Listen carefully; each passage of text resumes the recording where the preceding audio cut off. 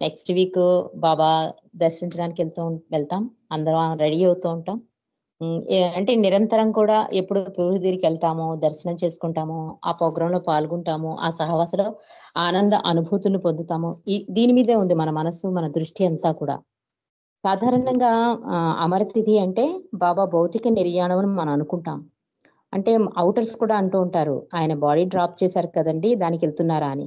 కానీ ఈ భౌతిక నిర్యాణం అన్నదే మనకి గుర్తుకు రావడమే కాకుండా, బాబా ఒక అద్భుతమైన మాట అందించారండి మనకు సందేశం ద్వారా.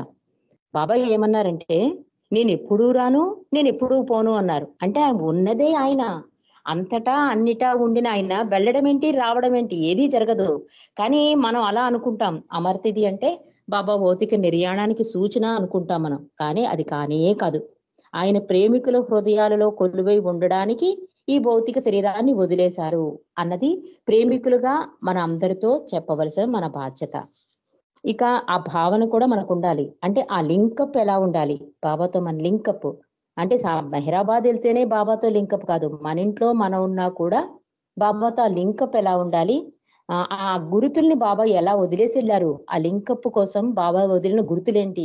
ఆ గుర్తుల గురించి మన సోదరి మణిజ ఏం చెప్పారు? ఇలాంటి అద్భుత విషయాలు ఈ సందర్భంగా మనం ఒక్కసారి మననం చేసుకుందామండి. తెలిసిన విషయమైనా కూడా. ముందుగా బాబా ఇచ్చిన ఒక సందేశం. బాబా ఏమంటారంటే, "నేను సనాతనుడను అనే విషయాన్ని నమ్మండి. క్షణం కాలం పాటు కూడా దానిని సందేహించకండి. సనాతనుడను కాకుండా నేను మరేదో అయి ఉండే అవకాశం ఎంత మాత్రం లేదు. నా శరీరాన్ని చాలించినప్పుడు నేను నా ప్రేమికుల హృదయాల్లో శాశ్వతంగా ఉంటాను. నేనె నేనెన్నడూ మరణించను. నన్ను ప్రేమించండి. నాకు విధేయులుగా ఉండండి. అప్పుడు మీరు నన్ను కనుగొనగలరు" అంటున్నారు బాబా.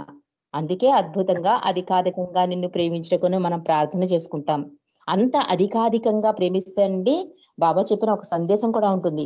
బాబా ఏమంటున్నారంటే, "నిరంతరం నిండు హృదయంతో నన్ను గుర్తుంచుకోవడమే అన్ని సమస్యలను పరిష్కరించగల దివ్య ఔషధం. నిన్ను నీవు ఎంత తక్కువగా గుర్తుంచుకుంటే, అంత ఎక్కువగా హృదయం నిండుగా నన్ను గుర్తుపెట్టుకుంటావు" అంటున్నారు బాబా.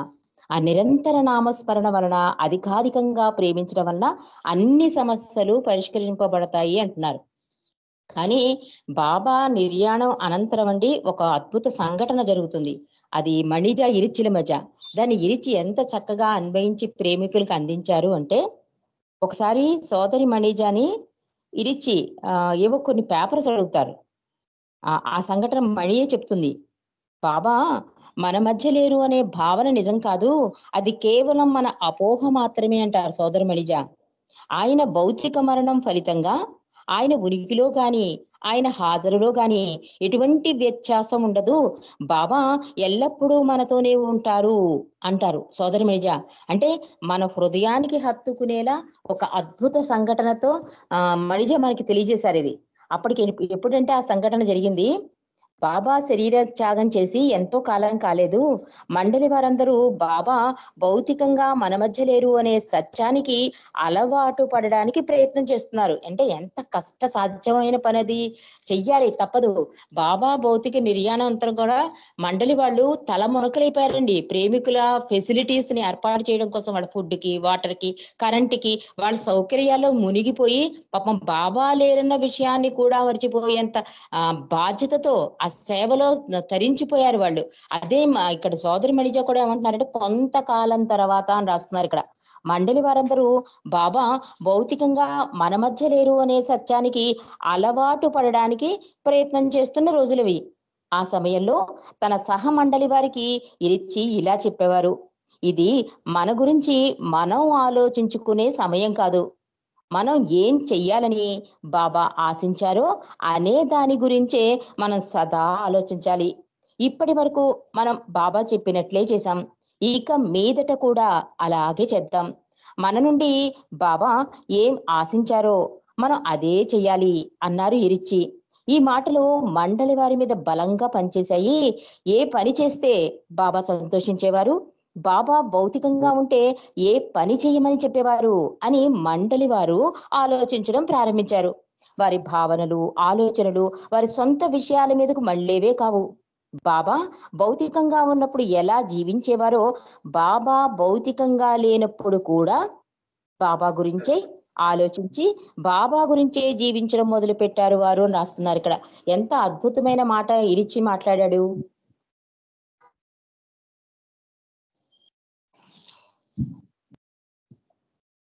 వినిపిస్తుందండి? నెట్ ప్రాబ్లం వస్తుంది కొంచెం. వినపడుతుందండి, వినపడుతుంది. ఓకే, జై బాబా. మండలి వాళ్ళు అందరూ కూడా బాబా భౌతికంగా మన మధ్య లేరు అనే సత్యానికి అలవాటు పడడానికి కష్టపడుతున్నారు. అప్పుడు ఇరిచి అంటున్నాడు, అలా ఎందుకు ఆలోచిస్తారు మీరు? బాబా మన నుంచి ఏమి ఆశించాడు? బాబా సంతోషం ఏంటి? బాబా మన నుంచి ఏ పనులు చేయమన్నారు? వీటి మీద దృష్టి పెట్టండి అన్నట్ట. అప్పుడు మండలి వాళ్ళందరూ కూడా ఆలోచించారు.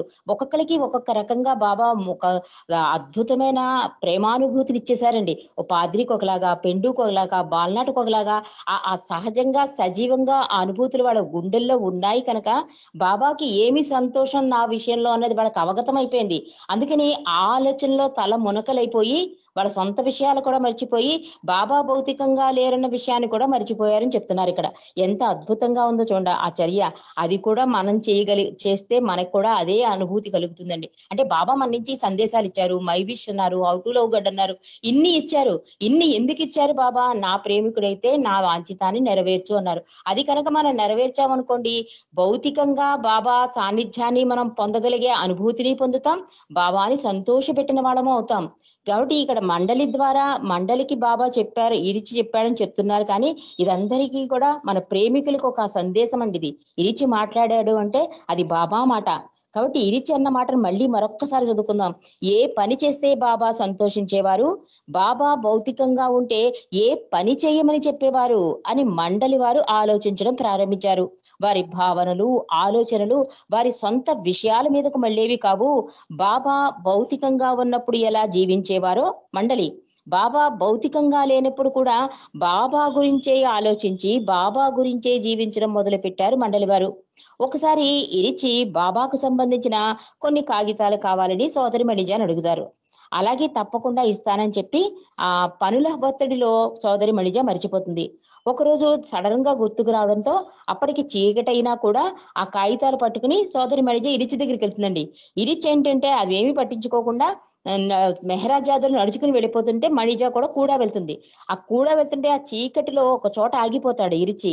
ఆగిపోతూ సోదరి మణిజాతో అంటాడు, నీకేమైనా వినబడుతోందా అంటే అప్పుడప్పుడే కొంచెం చీకటి పడుతూ ఉంటుంది. మణిజ చెవులు రెక్కించి వినసాగింది. వాతావరణం అంతా ప్రశాంతంగా ఉంది, అంతా నిశ్శబ్దం. దూరంలో చిన్న శబ్దాలు వినబడుతున్నాయి. అవి గొర్రె పిల్లల అరుపులు. అవి బా బా అంటూ అరుస్తున్నాయి. అవి బాబా నామాన్నే పలుకుతున్నాయా అనే భావన కలిగింది మణికి. అవును, వినిపిస్తున్నాయి ఇరిచ్ అంది మణిజ. ఎవరో గొర్రెల కాపరి తన గొర్రెల కోసం మెహరాజాద్ స్థలంలో ఆ రాత్రికి మకం ఏర్పాటు చేసుకున్నాడని మణిజాకు అర్థమైంది. వారికి ఇది అలవాటే. ఆ ప్రాంతంలో గొర్రెల కాపరులు చుట్టూ ముళ్ల కంచెలను ఏర్పాటు చేసి మధ్యలో గొర్రెలు ఉంచుతారు. రాత్రి అక్కడే గడిపి తెల్లవారగానే వెళ్ళిపోతారు వాళ్ళు. దూరానికి ఆ గొర్రెల అరుపులు వినడానికి బాగున్నాయి. నీకేమైనా కనిపిస్తోందా మళ్ళీ అడిగాడు ఇరిచి మణిజాని. మణిజ కళ్ళు పెద్దవి చేసుకుని నిశితంగా గమనించగా కొన్ని తెల్ల రంగు గల గొర్రె పిల్లలు అటు ఇటు ఆందోళనగా పరిగెడుతూ ఉండడం గమనించింది సోదరి మణిజ.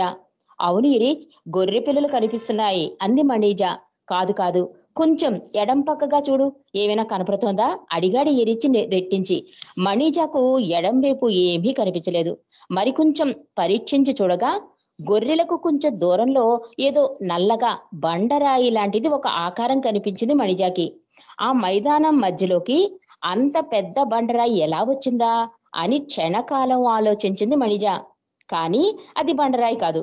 పరీక్షగా చూస్తే ఆ ఆకారం ఒక మనిషిదే అని ఆమెకు స్ఫురించింది. అవును, అతడు గొర్రెల కాపరి రీచ్ పూర్తిగా గొంగళి కప్పుకోవడం వలన ఒక బండరాయిలాగా చలనం లేకుండా నాకు అగిపించాడు అంది సోదరి మణిజ. అప్పుడు ఎరిచి మణిజాతో ఇలా అన్నారు, తమ కాపరి పక్కనే ఉన్న చీకటి పడటం వల్ల గొర్రె పిల్లలు అతన్ని చూడలేకపోయాయి. తమ కాపరి తమను విడిచిపెట్టి వెళ్ళిపోయాడనుకుని ఆందోళనతో ఆ గొర్రె పిల్లలు అతన్ని వెతుకుతూ అరుస్తున్నాయి. నిజానికి కాపరి వాటి పక్కనే కూర్చుని ఉన్నాడు. అతని చూపు కూడా తన గొర్రెల మీదే ఉంది. ఆ గొర్రెలన్నీ అతని రక్షణలోనే ఉన్నాయి. కాపరి గొర్రె పిల్లల పక్కనే కూర్చుని రాత్రంతా వాటిని సంరక్షిస్తూనే ఉంటాడు కాపరి. అప్పుడు తమ కాపరి నిజానికి తమను వదిలిపెట్టి వెళ్ళలేదని, తమకు రక్షణగా తమతో పాటే ఉంటాడని గొర్రె పిల్లలకు అర్థమవుతుంది అని చెప్తున్నాడు ఇరిచి. అంటే ఇక్కడ కొంచెం ఆ గొర్రె పిల్లల మాదిరిగానే మనం కూడా తన భౌతిక శరీరాన్ని బాబా విడిచిపెట్టగానే బాబా ఇక లేరు అని అపోహపడతాం. కంబళీ కప్పుకున్న కాపరిలాగా సదా మన ప్రీతముడు మనలను సంరక్షిస్తూనే ఉంటాడు. ఆయనను గమనించలేకపోవడానికి ఆ చీకటి లాంటి మన అజ్ఞానమే, మన అసక్తతే కారణం. అంతేగాని అది ఆయన లోపం కాదు. మనకు జ్ఞానం కలిగి వెలుతును ప్రసరించిన నాడు మనం సత్యాన్ని కనుగొనగలుగుతాం అన్నాడు ఇరిచి. ఎంత అద్భుతమైన పోలికతో చెప్తున్నారు చూడండి. అందుకే బాబా నేను ఎక్కడికి వెళ్ళలేదు, ఇక్కడే ఉన్నాను, మీ హృదయాల్లో నెలకొని ఉన్నాను, నీ ఊపిరి కన్నా దగ్గరగా ఉన్నాను.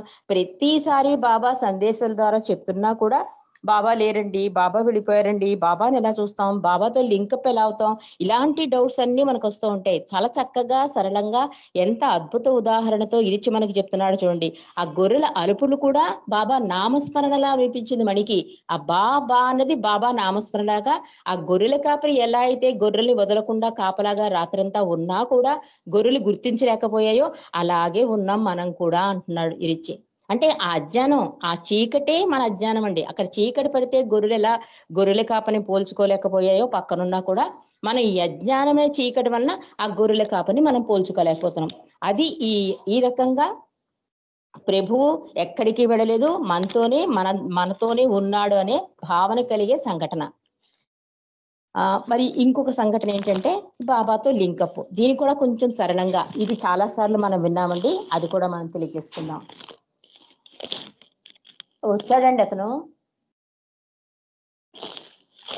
అండి, ఒక్క నిమిషం పనికిసి రావాలి.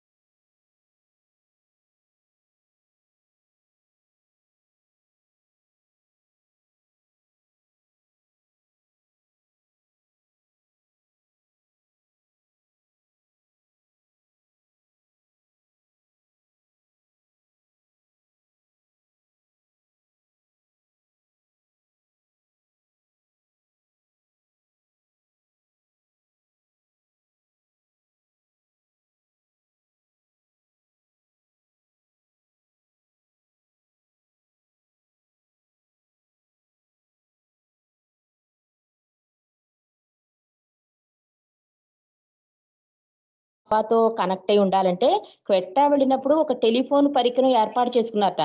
పై అంతస్తుల్లో వాళ్ళు కింద అంతస్తుల్లో ఉండడానికి ఒక తీగలు దాని చివరన డొప్పలు పెట్టుకుని దాంతో మాట్లాడుతూ ఉండేవారట. పై వాళ్ళని కింద పిలవాలన్నా, కింద వాళ్ళని పైకి పిలవాలన్నా. ఆ ఇన్స్ట్రుమెంట్ ను బాబా వాడారటండి. ఆ ఫోన్ ని ఫస్ట్ బాబా ఎవరికి చేసి ఫోన్ బాబా చెప్పినప్పుడు ఎవరు ఫోన్ తీశారంటే గుల్మాయి తీశారట. అప్పుడు బాబా అన్నట్ట, నా మాటలు నీకు వినబడుతున్నాయంటే వినబడుతున్నాయి బాబా అంది గుల్మాయి. నేను కనబడుతున్నానా అడిగారు బాబా.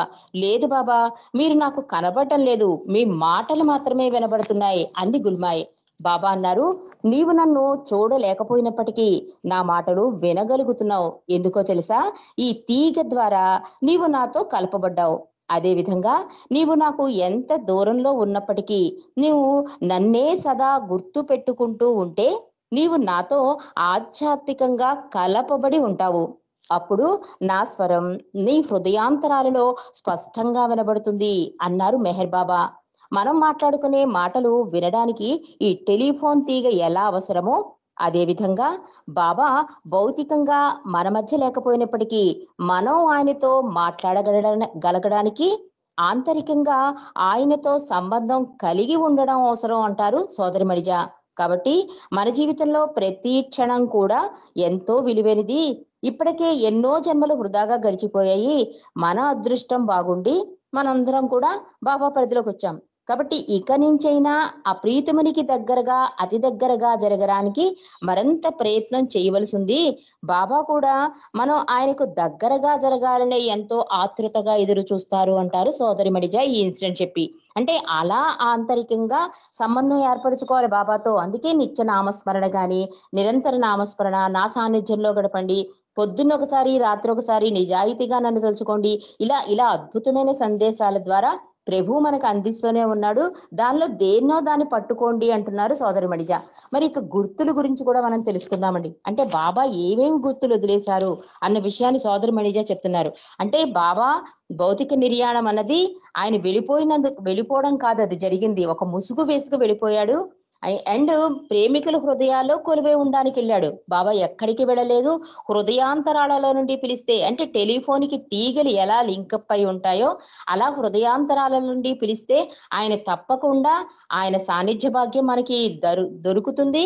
అండ్ ఆయనతో లింకప్ అవడానికి అవకాశం ఉంటుందని చెప్తున్నారు సోదరి మణిజ. ఇక బాబా ఈ గురుతులు వదిలేశారన్నారు కదా, దాని గురించి కూడా మనం తెలుసుకుందామండి. అంటే ఆ గురుతుల వల్ల మనం బాబాతో ఎలా లింకప్ అవ్వచ్చో కూడా ఇక్కడ చాలా స్పష్టంగా సోదరి మణిజ చెప్పారు. అది ఒక్కసారి తలుచుకుందాం.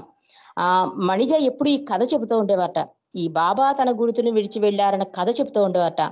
బాబా ఆ పరమాత్మ భూమిపై మానవ రూపధారి అయి వచ్చి పూర్తిగా మన స్థాయిలో మనతో రోజు మాట్లాడుతూ ఉంటే మేము కొన్నిసార్లు ఆయన భగవంతుడే అనే విషయాన్ని మర్చిపోయేవాళ్ళం. మేము ఆయన్ని తేలికగా తీసుకుని స్వేచ్ఛగా ఆయనతో వ్యవహరిస్తున్న సందర్భాలలో బాబా వెంటనే మాకు స్పష్టంగా జ్ఞాపకం చేస్తూ నేను భగవంతుణ్ణి మరవకండి అనేవారు. జై బాబా అండి. నేను ఒక్క 10 నిమిషాల్లో జాయిన్ అవుతాను. సంకేతం ఇవ్వరా పనగేశ్వరరావు గారు? అర్జెంట్ పని ఇవ్వబడింది. జై బాబా అండి. జై బాబా. ఇప్పుడు శర్మ గారు మీరు ఒక పాట పాడిన తర్వాత శారదా ప్రసాద్ గారు సిద్ధంగా ఉన్నారు. అవతార్ మెహర్ స్థాయిలో మనతో రోజు మాట్లాడుతూ ఉంటే ఏమవుతుందంటే బాబా భగవంతుడు అనే విషయాన్ని మర్చిపోయే వాళ్ళం మేము అని చెప్తోంది ఆవిడ. బాబా కూడా అలర్ట్ చేసేవారు. ఎప్పుడైనా కొంచెం చొరవతో పండల వాళ్ళు ఏదైనా మాట అంటే మీరు భగవంతుడితో మాట్లాడుతున్నారని గుర్తు పెట్టుకోండి అని స్పష్టంగా బాబా జ్ఞాపకం చేస్తూ ఉండేవారట. బాబా మాతో ఎంతగా కలిసిపోయేవారంటే ప్రతి ఒక్కరి స్థాయికి ఆయన దిగి వచ్చేవారు. దాంతో ఆయన దేవుడనే విషయాన్ని మర్చిపోవడానికి అవకాశం ఉంది మాకు అంటున్నారు. ఆయన సాధువుతో సాధువుగా, చిన్నపిల్లలతో చిన్నపిల్లవారిగా అయిపోయేవారు. అలా చేయగలడం ఒక్క భగవంతునికే సాధ్యం అంటూ మానవ మనసులు ఎంత అస్థిరమైనవో, ఆయన పట్ల మనకున్న విశ్వాసం ఎంత బలహీనమైనదో ఆయనకు బాగా తెలుసు. కాబట్టి చిన్న పెద్ద మార్గాల ద్వారా ఆయన తన దైవత్వాన్ని మేము అనుభూతి చెందేటట్లు చేసి ఆయన ఉనికిని మాకు జ్ఞాపకం చేసేవారు. అవసరమైనప్పుడల్లా బాబా లిప్తపాటు కనిపించి ఆయన పట్ల మనకున్న విశ్వాసాన్ని పెంచి పోషించారు. మనం మన పరిసరాలను జాగ్రత్తగా గమనించినట్లయితే ఇప్పుడు కూడా బాబా అనేక జ్ఞాపకాలను, రుజువులను విడిచిపెట్టి వెళ్ళారని మనం గమనించవచ్చు అంటున్నారు సోదరమణిజ. దాంతో ప్రతి వారు కూడా బాబా ఇక్కడ ఉన్నారని, ఆయన ఇచ్చ ప్రకారమే అంతా జరుగుతోందని తెలుసుకుంటారు. కాబట్టి బాబా తన తర్వాత విడిచిపెట్టిన జాడలను, గుర్తులను ఆధారంగా చేసుకుని బాబా వద్దకు చేరినట్లయితే అనేక మంది కొత్త బాబా ప్రేమికులు చెప్పే కథలే మనకు తెలియజేస్తాయి అంటున్నారు. అంటే చాలా మంది అంటారు కదా బాబాని. హలో, వినిపిస్తుంది?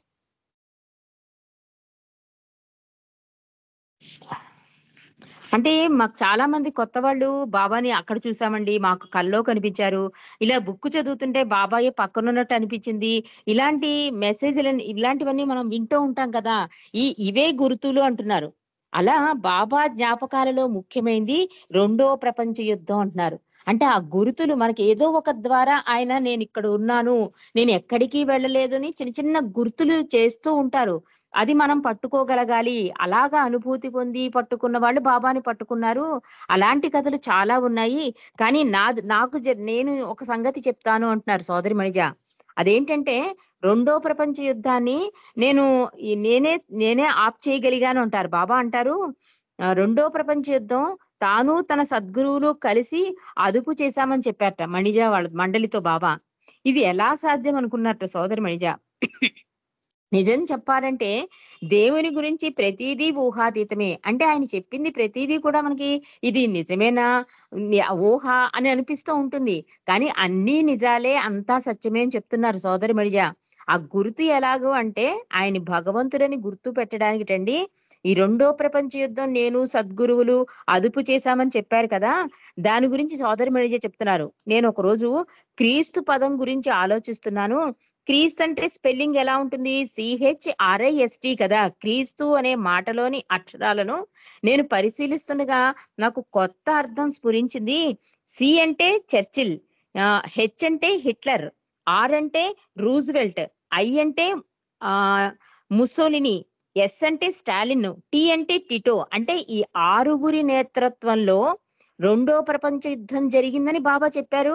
మనకప్పుడు అర్థం కాలే. ఈ క్రీస్ట్ అన్న పదంలోనే ఉంది మొత్తం అంతా కూడా. ఈ విధంగా క్రీస్తు పేరులో ఈ ఆరుగురు పేర్లు వచ్చాయనే విషయాన్ని బాబా నాకు తెలియచేశారనిపించింది. అప్రత్యక్షంగానే తానే రెండో ప్రపంచ యుద్ధానికి ఇన్ఛార్జ్ అని చెప్పారనిపించింది నాకు బాబా అంటున్నారు. అంటే క్రీస్ట్ అన్న పదం ద్వారా బాబా అవగతమయ్యేలా చేశారు నాకు. రెండో ప్రపంచాన్ని మేము అదుపు చేశాము అంటే అర్థం అదే. కాబట్టి ఆ యుద్ధానికి ఇన్ఛార్జిగా బాబా పనిచేశారని అప్పుడు నాకు గుర్తు కలిగింది. కాబట్టి బాబా యొక్క ఉనికిని మనం అనుభూతి చెందగలగాలి అంటున్నారు సోదరి మణిజ. ఆయన మన కోసం మనతో ఎల్లప్పుడూ ఉన్నారు. మనం ఎన్ని కష్టాలలో ఉన్నా సరే ఆయన మనలను విడిచి వెళ్ళడు. నీవు నీ నిత్య జీవితంలో కూడా బాబా నీతో నిరంతరం ఉన్నాడు అన్న ఎరుక కలిగి ఉంటే ఆయన జాడలను నువ్వు గమనించగలుగుతావు అంటున్నారు. అందుకే బాబా ప్రార్థన చేస్తూనే నేను అక్కడ ఉంటాను. నలుగురు ఎక్కడైతే కలిసి నా గురించి మాట్లాడతాడో నేను అక్కడికి వచ్చి కూర్చుంటాను. ఆఖరికి గుజరాతీ హారతి పాడితే ఆ పాట మొదలవగానే, హారతి మొదలవగానే నా ప్రెజెన్స్ అక్కడ ఉంటుంది అని ప్రతిసారి బాబా మనకు అందిస్తూనే ఉన్నారండి. అంటే దాని ద్వారా మనం ఏం గుర్తు పెట్టుకోవాలి? బాబా ఎక్కడికి వెళ్ళలేదు. అంతటా అన్నిటా నిండి ఉన్న ఆ భగవంతుడు నా హృదయంలో కూడా ఉన్నాడు అనే స్పృహ మనకు ఉండాలన్నమాట. ఆ హృదయంలో ఉన్న భగవంతుని మేలు కొలపాలి అంటే ప్రభువు చెప్పినట్టుగా ఆయన విష్ణుని గాని ఆయన ఎలా భగవంతుని ప్రేమించమన్నాడో అలా కనుక ప్రేమిస్తే ఆ లింకప్ బదిలమవుతుందండి. మనం ఒకవేళ అమర్తీదికి హైదరాబాద్ వెళ్ళినా మన ఇంట్లో ఉన్నా కూడా ఆ లింక్ శాశ్వతంగా ఉండి మన జీవిత గమ్యాన్ని, లక్ష్యాన్ని త్వరితపరచడానికి అవకాశం దొరుకుతుంది. కాబట్టి బాబాతో గడిపే క్షణాలే అపురూపం. బాబాతో ఉన్న లింకప్ ని పదిలం చేసుకోవాలి మనమందరం. అవతార్ మెహర్ బాబాకి జై. జై బాబా అండి. సారీ అందరికీ, బాబాకి కూడా. జై బాబా అండి.